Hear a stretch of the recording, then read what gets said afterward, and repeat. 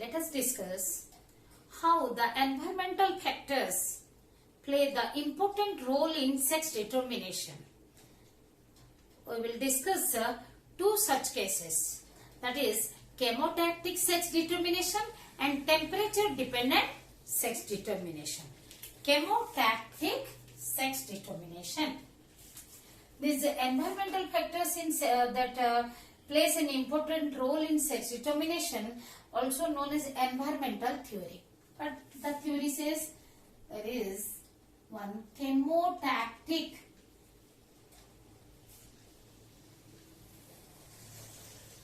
sex determination. I am writing sex determination, okay? In this, chemotactic means when one organism is attracted towards a chemical. That's why it is chemotactic. The movement of an organism because of one chemical towards the chemical. It is seen in the marine worm Bonellia viridis, which is also commonly known as green spoon worm, because it secretes a chemical known as bonellia. The chemotactic sex determination is observed in Bonellia viridis, okay? In the marine worm Bonellia viridis.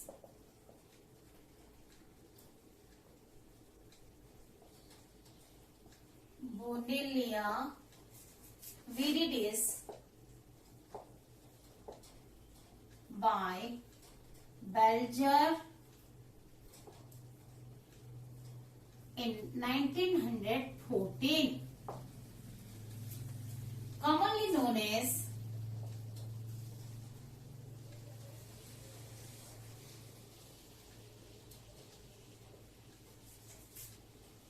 green spoon worm.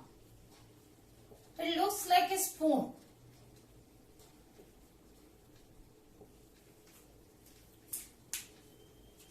How it looks like, suppose this is the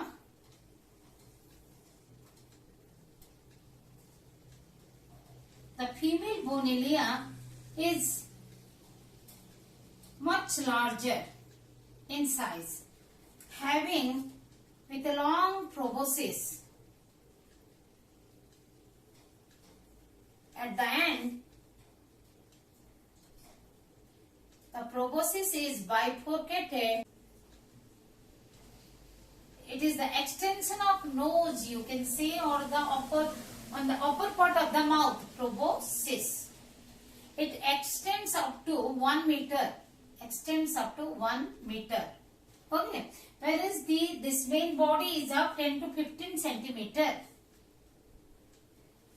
It depends upon the environmental factor, means when the larva, newly produced larva, when they are settled down, readily, I told the marine worm, generally these females are rock dwelling. They live on the sea floor. So, when the larvae are settled down, then they develop into the female. In the pre of the females, when the larvae are left in the water without the females, then they develop into the female. When the larvae are left with the gravid or matured, what I am telling, matured or gravid, G-A-R-A-V-I-D. Okay. This is gravid, matured female. Matured female, also known as gravid female.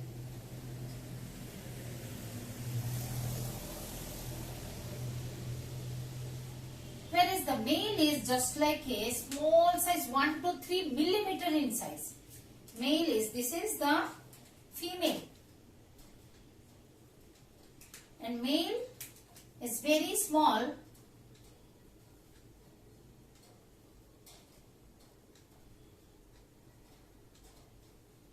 The male, it is not, it looks like a comma, but this is the male with which is about 1 to 3 millimeter in size.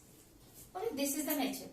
It remains within the when the male is developed, when it is developed inside the female body.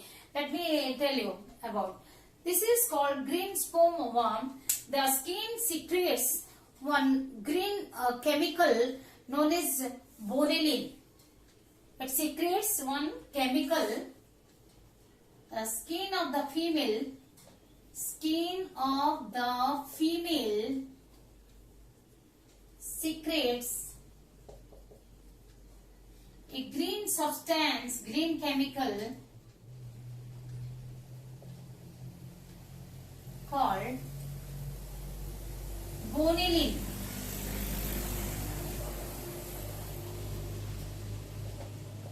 It is used to paralyze the prey, because this proboscis is used for the feeding, for the collection of the food. It is a tubular structure. Okay, and mainly the concentration of this Bonellia remains within the proboscis.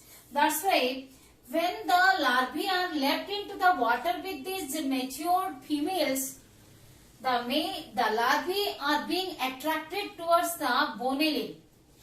These are toxic for other animals, not toxic for the same of their same kind. So this the larvae are not affected by this toxic Bonellia.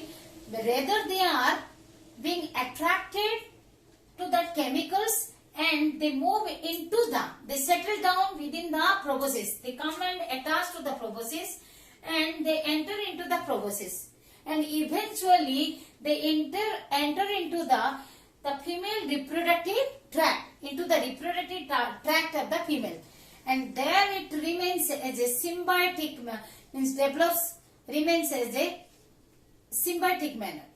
Okay, and this male remains in a rudimentary stage. Are you getting me? Am I clear? No, am I clear to all of you that eventually the larva, suppose this is a small larva, so a larva that comes in contact with the proboscis and enters like this, enters into it develops as a symbiotic relation. In the symbiotic relation means it is not doing any harm to the female, but it develops within its body, remains in the reproductive tract, and it develops into a matured male also, but in rudimentary form, and there it produces the sperms also, and female produces eggs.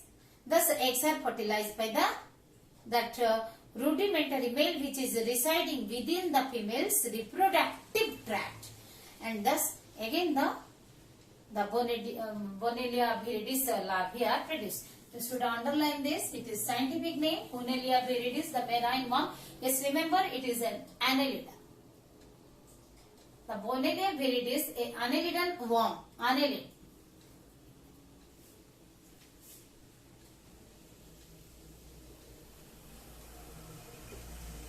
Okay, so what you will write down? Because the larvae, when the larvae, what you will write down? When the larvae are left into,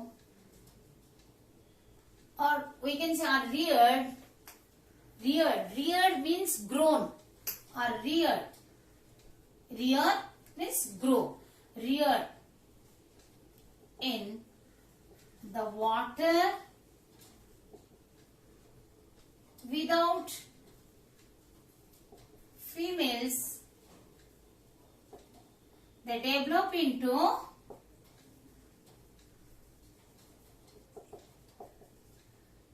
females. When the larvae are left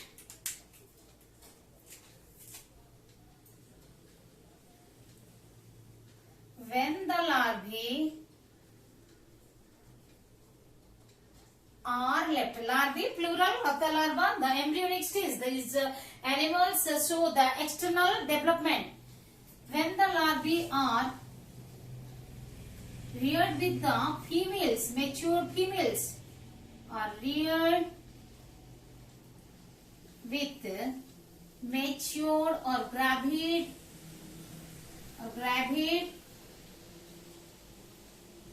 females,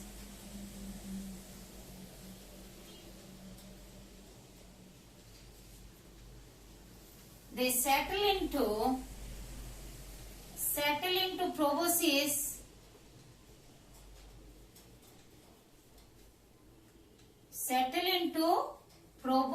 proboscis by being attracted by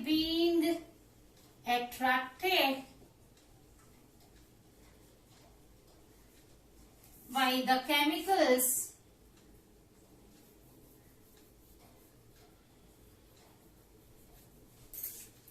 let us write down. This is the female with about 10 to 15 centimeter in size. Okay. So they settle into the proboscis by being attracted by the chemical bonelin. So easy name na, the bonelin,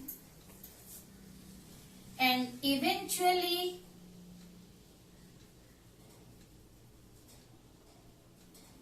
reach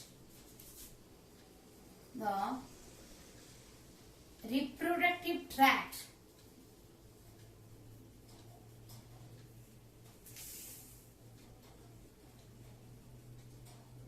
And develops into a rudimentary, means very preliminary cell, remain very small. You just compare. If it is tensium, it is 1 millimeter, where the proboscis is about 1 meter, extends up to, develops into a rudimentary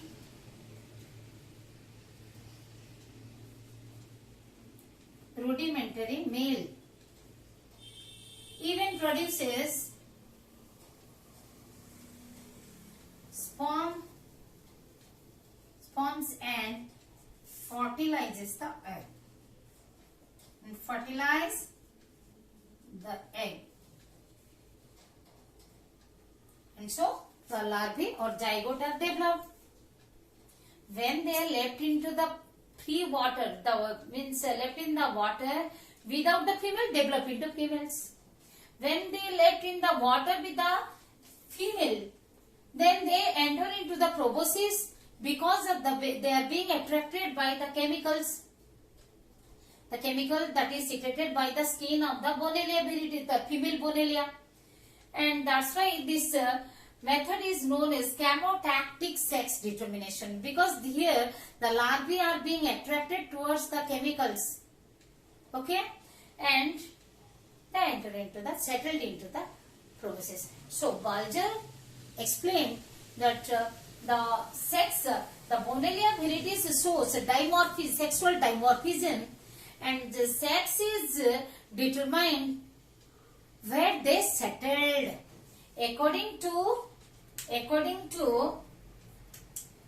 Balger,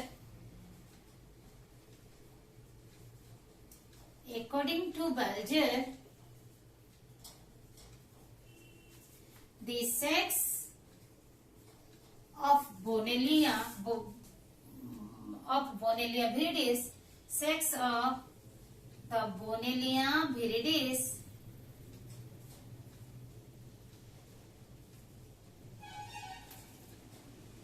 is determined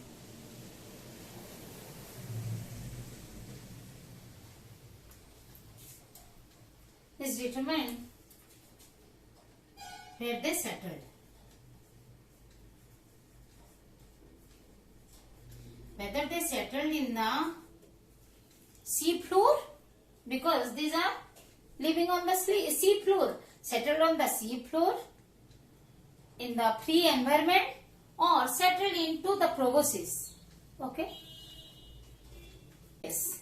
temperature dependent sex determination is another type of environmental sex determination, where temperature plays the important role in the differentiation of the sex of the offspring. Okay, temperature is the environmental factor which influences the differentiation of the sex of the offspring. It is seen in the most commonly it is seen in the reptiles like the turtles, lizards and crocodiles. Okay, the male turtles, they hatch out in lower temperature like 22.5 degrees Celsius to 27 degrees Celsius, whereas the female turtles, they hatch out from the egg in around 30 degrees Celsius. In case of lizards and crocodiles, the pattern of sex differentiation is reversal. Reverse to this pattern. Pattern is reversed. That means hatching out. Hatching out means the embryo is developing inside the cleodic egg. Cleodic egg, the hard covering of the egg cell. The egg cells are having the hard outer covering, that is egg membrane. Okay. And within this the embryo is developing. Embryo is developing inside this external development, but it is developing inside the egg with a required temperature. The incubation temperature means for the development of the embryo what temperature is required, that is incubation temperature. The period, the time it takes for the development of the complete development of the embryo is called the incubation period. This temperature is incubation temperature called incubation temperature. And this temperature, lower or higher temperature, that influence in the differentiation of the sex. So when the embryo fully grown, it comes out from the egg. The baby comes out from the egg. This is called hatching. Am I clear? This is all about the temperature dependent sex determination. So far we have discussed what the single gene effect, that is transformer gene in the Drosophila. It is two forms, one dominant and one recessive. Dominant is tra plus recessive is tra, simplicity or tra. The normal female, that is with the 2A plus 2X genotype, having the homozygous recessive transformer gene, it is converted into the sterile male, but there is no effect in with the homozygous recessive gene with the normal male. There is no effect that expresses the normal male only, fertile male, and the normal male or female with the dominant transformer gene also, there is no change. The normal expression occurs. And SRY gene in human being, SRY gene, if it is present, then the testis is developed and the male is developed. The sex is differentiated into the male. But if the SRY gene is absent, even though with the 44 autosome plus XY chromosome, if SRY gene is deleted, then the individual is differentiated into the sterile female. If the genotype of the human being is 44 autosome plus 2X chromosome, that is normal female, but with X chromosome, that if the deleted with the SRY gene, if the deleted SRY gene is added in the X chromosome, then what will happen? 2A plus 2X means 44 autosomes plus 2X chromosome along with the SRY gene that differentiate into the sterile male, not fertile male but sterile male. Okay, then we discuss the hormonal theory of sex determination, which is seen in the chicks.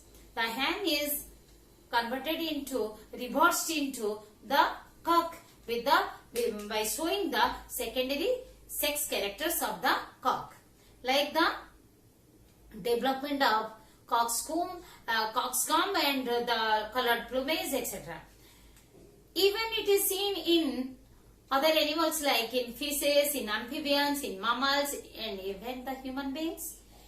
In humans, if the gonad is removed artificially, if the gonads are removed before puberty, then the individual develops the secondary sex characters of the opposite sex.